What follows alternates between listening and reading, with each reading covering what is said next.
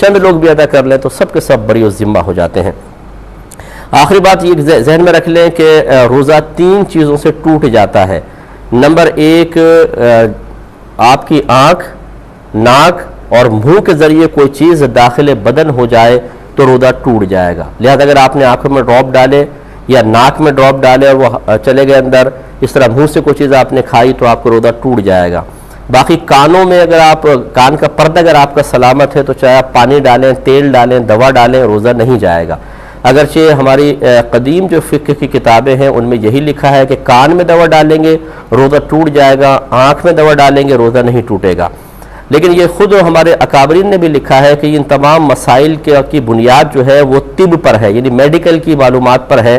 اس زمانے میں انہوں نے غالب گمان کیا کیونکہ اعضاء کاٹے نہیں گئے تھے، اندر کے اعضاء کی تشریحات ان کے سامنے نہیں تھیں، پوری تفصیل سامنے نہیں تھی، تو انہوں نے گمان کیا کہ ہمارے کان اور حلق کے درمیان باقاعدہ روٹ ہے، پیسیج ہے، اس لیے انہوں نے کہا کہ اگر کان میں دوا ڈالیں گے تو وہ حلق سے نیچے اتر جائے گی اور روزہ ٹوٹ جائے گا، اس لیے کان میں دوا ڈالنے سے روزہ ٹوٹنے کا حکم دیا۔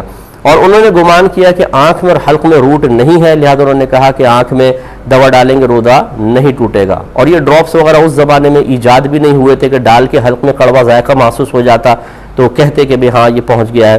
اگرچہ سرما استعمال کیا جا رہا تھا لیکن نبی کریم صلی اللہ علیہ وسلم نے سرمے کے استعمال کی اجازت خود مرحمت فرما دی، تو اس کا استثناء تھا۔ تو اب یہ بہت سارے فقہا ایسے ہیں اس دور کے جو اگر ہم یہ کہتے ہیں جی کان میں دوا ڈالنے سے روزہ نہیں ٹوٹتا، کہتے ہیں جی ہمارے بزرگوں نے لکھا ہے، یہ نئے نئے آگے ہیں اپنے مسئلے لے کر۔ ارے بھائی ذرا تھوڑا سا سمجھداری کے ساتھ فیصلہ کیجئے۔ اصل میں ان چیزوں کی بنیاد کوئی علم دین کی کثرت نہیں ہوتی ہے، بلکہ اس کی تو بنیاد ہی اعضاء کی تشریحات پر ہے کہ اگر اعضاء کی تشریحات سامنے ان بزرگوں کو بھی ہوتی وہ یہی حکم دیتے کہ کان میں دوا ڈالے روزہ نہیں جائے گا، ناک میں آنکھ میں ڈالیں گے تو ٹوٹ جائے گا۔ چنانچہ اب کوئی کھا لے پی لے، ناک میں کوئی ڈراپ ڈالے، آنکھ میں ڈالے، اسی طرح مسئلہ آپ کو بتایا تھا کہ دمہ کسی کو ہے، اس نے پمپ وغیرہ لے لیا، اس سے لکوڈ دوا اندر پہنچ جاتی ہے، روزہ ٹوٹ جائے گا۔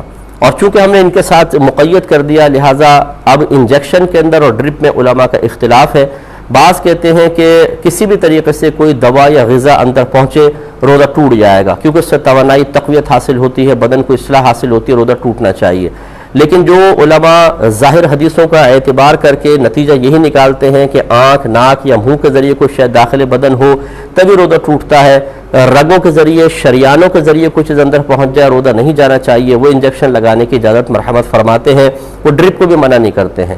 اگر آپ مجھ سے پوچھیں کہ ہماری رائے کیا ہے تو ہماری رائے یہ ہے کہ اگر کوئی شخص شدید مرض یا عذر میں نہیں ہے تو نہ اس کو انجیکشن لگوانا چاہیے نہ ڈرپ، اس کو ایسی روزہ پورا کرنا واجب ہوگا۔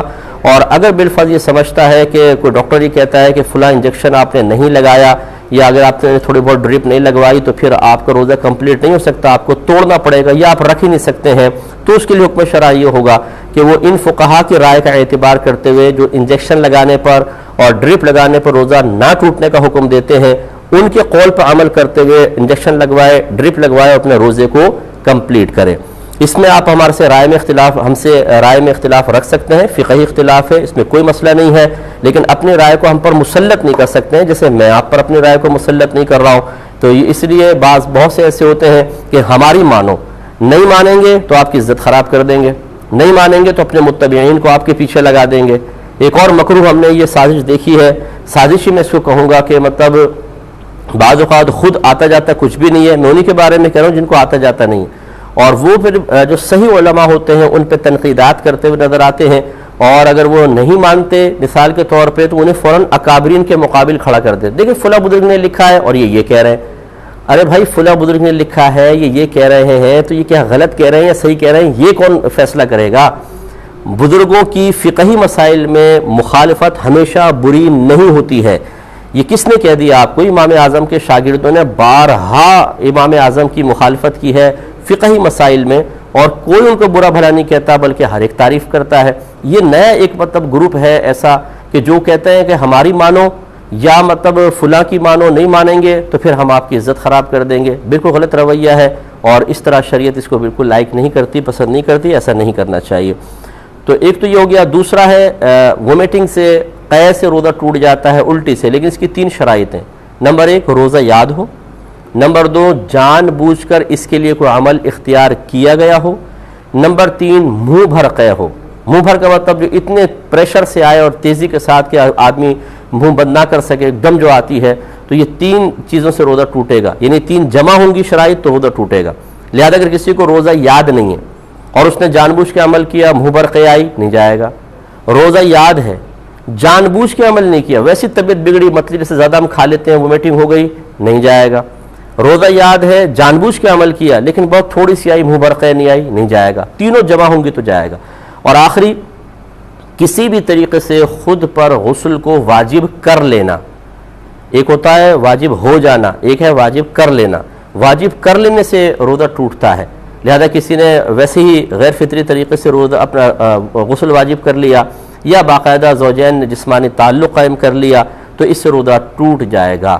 لیکن اگر غسل خود واجب ہو گیا, توڑا نہیں, تو اس سے کوئی فرق نہیں پڑتا ہے. مثال کے طور پہ جیسے دوپہر میں کوئی نوجوان سو رہا ہو اور احتلام ہو جائے تو غسل تو واجب ہو گیا, لیکن چونکہ یہاں غسل واجب کرنا نہیں پایا گیا, یہ ہو گیا ہے, اپنی قدرت و اختیار سے نہیں ہوا ہے, تو لہٰذا اس سے روزہ نہیں جائے گا. وہ غسل کرے اور اپنا روزہ کنٹینیو رکھے. حالت روزہ میں غرغرہ نہ کریں, ناک میں پانی نہ چڑھائیں, ورنہ روزہ ٹوٹنے کا اندیشہ ہوتا ہے. کسی پر غسل واجب بھی ہو جائے تو وہ صرف کلی کر لے, غرغرہ نہ کرے, اور تھوڑا سا ناک میں جہاں احتیاطاً جہاں تک پانی وہ چڑھا سکے کہ دماغ کو نہ چڑھے وہاں تک پانی اوپر لے لے, باقی سانس کے ذریعے اوپر کھینچ کے نہ لے کر جائے. شریعت نے اس کی اجازت دی ہے. جوابات کی طرف